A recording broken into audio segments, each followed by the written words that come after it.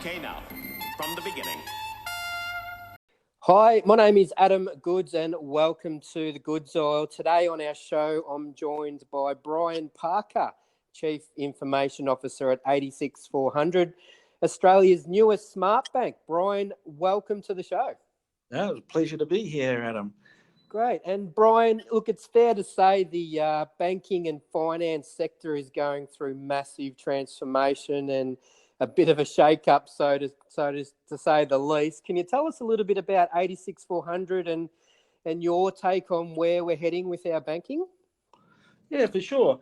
Look, 86400 came about not just in the last couple of years. We started to think about this about 4 years ago when we observed some real shifts in the global scene about how banking was being performed and what technology was enabling, and also how consumer expectations were changing. So we set about building the bank. We didn't know it was going to be called 86400 at that stage, but it was about changing the focus away from being a bank that looked after products in itself to something that was very customer facing, customer centric. And that's what we're trying to do with 86400. What can we deliver to the customer that helps them understand their finances and deliver value to them, and do it in a different way, a way that is easy to understand and it's very accessible to them. Now, there's been a lot of local focus on what's happened with the Royal Commission and so forth. We are not responding to the Royal Commission. We sort of predicted that this was going to happen. There was a lot of dissatisfaction with the way that banks were delivering service, and we set out to change that. Great. And so you've been in this sector for a long time, and I'm presuming you've seen many technology changes over the years. So can you take us back? Where did it all start for you, Brian? Well, that's a long, long time ago. But I'll tell you, it's a story. It's an unusual story. So I started off in my career having nothing to do with technology. I was actually looking after a pricing department. Right. And in those days, we're talking about a long time ago, we used to do our pricing the old-fashioned way, looking at microfiche and using calculators. And at the time, there wasn't very many computers around at all. Yeah. But one day, my world changed when I was actually given a printout, given access to a computer that cut my work down, to a few minutes rather than a whole day's work. Yeah. And I decided that I was in the wrong industry. I didn't want to be a pricing manager anymore. I wanted to get into IT. Yeah. And I went along, and my first job in IT was actually working for a university. Right. Working with a large mainframe. Yeah. And had access to a lot of very smart people who introduced me to computing, because I don't have any formal qualifications in that area. Yeah. And mind you, back then, very few people did. Yeah. So look, I've seen the whole computing industry grow in a spectacular way, beyond all my expectations. When I was working in a mainframe environment, I thought these huge machines that filled the size of a room, or half a floor, they were spectacular. To see that power now being exceeded by something you can carry in your hand is just phenomenal. And what we have achieved as an industry over the last 20, 30, 40 years is just astounding. We're bringing capability to people that they never ever imagined they could have. Yeah. And that's what inspires me. Yeah. And I've been working in the finance industry for close to 30 years, I suppose. And I've seen changes in the technology that we've applied to deliver better customer experiences. But there is a shift occurring right now, and that is the customer expectations are different. We have a whole generation now who have never lived without an iPhone. I have grandkids, and the way they pick up technology and apply it is just incredible. And what I've been thinking about all of the time is how can we apply all of this technology to benefit people in managing their finances going forward. Yeah, right. And so it's so on that customer experience, Brian, it looks like you're not just building another bank app, but that customer experience side of it, and you're using I understand some proprietary technology to help with that. Can you tell us a little bit about this and sort of where does that sit within your service offering? Yeah, look, it is about experience. It's not about purely banking. I mean, banking hasn't changed for for years and years and years. If you're just moving money from the left hand to the right hand, or just maintaining a ledger, that's not really creating a difference for anybody. What's creating the difference is if you can make that information relevant on a one-to-one basis with a customer. And you can't do that with the traditional banking systems that are out there, or all of us call them legacy banking systems, because they're really focused on the bank's view of the world or an accountant's view of the world, where a customer experience is about what's going on with their finances, and they're more interested in the future rather than what they've done in the past. So if you think about it, you can go into any of the banking apps now and you can get a download of your transaction histories. Well, it tells you what you've done, but it doesn't tell you and help you understand what your likely behaviour is going to be, or what could be coming up that you need to plan for. Yeah.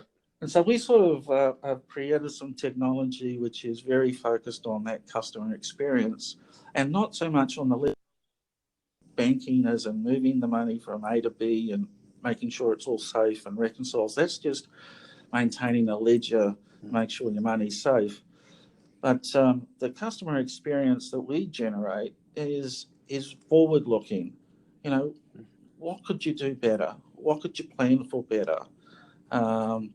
What's happening outside of your 86-400 account that's interesting to you? So we, for example, allow you to connect all your bank accounts, if you like, to our app, so that we can provide you insight what those bank accounts are doing, or what those transactions are doing, and what you may need to plan for.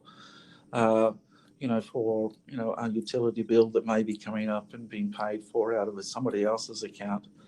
So it's very, very personal experience. Anybody who logs when somebody logs into our app, they truly get an experience that's designed for them. It's not just the same experience that everybody gets. It's something that is unique to them. It's their behaviour that's showing. So the technology behind that, is there some machine learning or AI type technology, or? Yeah, obviously. I mean, we are very focused on applying technology to a problem, and not about hosting technology or owning our own data centers or so forth. We use what I call modern technology, modern development languages to enable us to apply machine learning to assist in the predictions that we come up with that try to assist our customers. Our stack is, I think, what I call it, it enables us to do things that other banks struggle to do. Right. And it goes right through from how quickly we can adapt our technology to respond to new needs. It enables us to release changes at a higher frequency and a higher quality than than is traditionally achieved in the banking sector. Mm. And it allows us to plug and play the components of our technology, because we know that the rate of change is accelerating, and to keep current and to be and to remain relevant, you have to have the ability to adapt your stack quickly. So was this stack developed by yourselves just uniquely, or? Yeah. Well, look, we made some very key decisions about what we will do, what we will invest in, and what we won't do. Yeah. Fair enough. So the first thing we said was we're not going to try and build a core banking system. Okay, because there's no value in a core banking system if you just think of it as a ledger moving money from the left hand to the right hand. Yeah. Okay, so we decided we wouldn't do that. We also decided that we wanted somebody that had credibility in the core banking space, because the core banking system is known as the system of record. It's the one that the regulator is interested in to make sure that we're managing your funds that you deposit with us correctly, and that it is able to meet all of the compliance obligations that we have here in Australia. Yeah. And so we partnered up with an established core banking system provider, but we only use them as a ledger. We only access them via APIs. We don't use any of their public-facing channels at all. We decided we'd invest in the customer experience engine. And as I said before, we decided that we were not into the hardware business. We're not into the hosting business. We are going to use cloud service providers. So, in fact, we only use cloud service providers. So we're 100% cloud based as far as the bank is concerned. And that's been an interesting journey, because the regulator hasn't been comfortable with using many of the cloud providers, and we've had to bring them up to speed with the controls that we put around to manage those environments and get the value out of it. Yeah. So, I mean, obviously that's managing risks around that technology in the cloud, and obviously is a high priority for 86100, and presuming do you outsource like a lot of those platforms, and how do you manage the risks around that? Well, it's we as I was saying, we do outsource to our cloud providers, and we use multiple cloud providers to satisfy some of the requirements of the regulators. And some of their concerns are very valid, and that's to do with making sure that you understand the supply chains, and also understand what would happen if that partner no longer became a viable partner. So how would you continue to deliver your services as a bank if one of these cloud providers ceased to be able to deliver what they had committed to, or they had some other challenges that made them no longer a viable partner. And that has influenced the way that we not only use the providers, but how we design our systems so that we can move components as if that eventuated, if there was some stress. Makes sense. Look, this is the first time that I've had such a wide use of cloud providers. In the past, I've used them on selective opportunities, but in this business, we're 100% reliant on cloud providers. And it does mean that you have to develop new skills in your organisation. You have to understand how these providers work. It's even some very interesting things which that might sound trivial, but even the way that some of the cloud providers invoice and the way that you pay them is a new way of working. which is something that we've had to pick up and adapt. Yeah, okay. And part of this sort of banking environment you're in, there's open banking, which is apparently about to launch in February next year. Can you tell us or tell our listeners a little bit about this and what this means for 86400 and your customers? Yes, we've been big supporters of open banking since day dot. It's obviously a core part of our proposition to enable our customers to have visibility to their other accounts if they choose to share them with us. The reality, however, is that the only way that we can deliver that functionality today is using alternate technologies to achieve that sort of aggregation capability. Yep. And we're looking forward to the open banking regime coming into effect in Australia so that we can get access to data via those defined APIs. Yeah.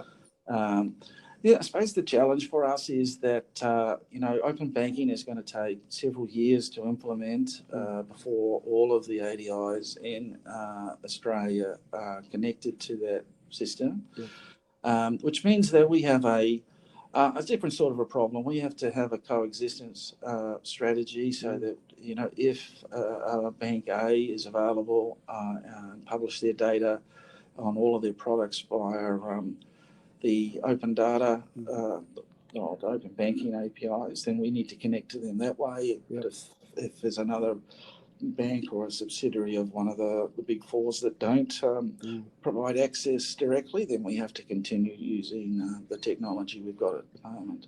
So it's going to take some time. And I think, open banking is all about empowering the customer, allowing them to choose who they share their data with, and that's a good thing. Yeah. So it's going to change the landscape for a lot of customers, or especially a lot of the banks as well, by the sounds of it. So which is all good for us, the consumers. That's right. Yeah, exactly. Now, Brian, I have a very serious segment here called the Goodsies Fast Four, where I ask 4 questions in 30 seconds. Are you ready for some hard-hitting questions? Yep. Okay, so we've got our first question. What's your go-to order at your favourite restaurant? Padang curry. Nice. And what do you wish you had known when you'd started out in this role? In this particular role, finding really talented IT professionals who want to come and join a bank that's just starting up has been a real challenge. Yeah, I can just imagine. And what's something you've failed at? I saw this one, I smiled. I've been married 3 times, so I reckon a couple of those were failures. Fair enough. And what are you curious about right now?